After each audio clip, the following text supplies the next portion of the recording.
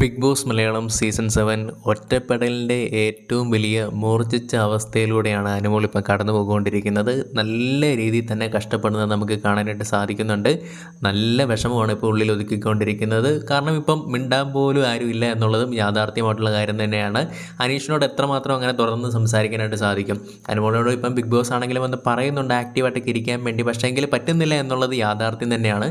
പിന്നെ എന്തൊക്കെ പറഞ്ഞാലും ആദിലയ്ക്കും നൂറയ്ക്കും നല്ലൊരു പ്രിവിലേജ് കിട്ടുന്നുണ്ട്. എന്തൊക്കെ പറഞ്ഞാൽ അവരിപ്പം വിഷമിച്ച് കഴിഞ്ഞാൽ ആദിലയ്ക്ക് നൂറയുണ്ട്, അല്ലെങ്കിൽ നൂറയ്ക്ക് ആദിലയുണ്ട്. അതുകൊണ്ട് തന്നെ അവർ ആ ഒരു ഒറ്റപ്പെടലിൻ്റെ ആ ഒരു വീർപ്പുമുട്ടിലൂടെ ഇതുവരെ കടന്നു പോയിട്ടില്ല.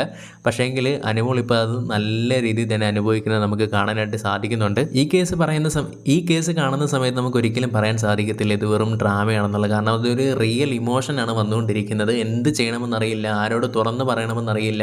ആ ഒരു രീതിയിലാണ് അനുമോൾ ഇപ്പോൾ നിൽക്കുന്നത്. എങ്ങനെയെങ്കിലും ഈ ഒരു 100 ദിവസം ഒന്ന് കഴിഞ്ഞ് കിട്ടുവാണെങ്കിൽ അത്രയും നല്ലത് എന്നുള്ള രീതിയിലാണ് അനുമോൾ വിചാരിച്ചുകൊണ്ടിരിക്കുന്നത്.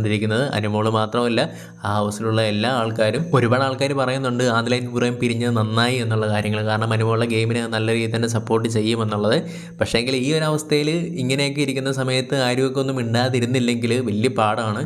അതിപ്പം അനുമോളുടെ മുഖത്തും നമുക്ക് കാണാനായിട്ട് സാധിക്കുന്നുണ്ട്.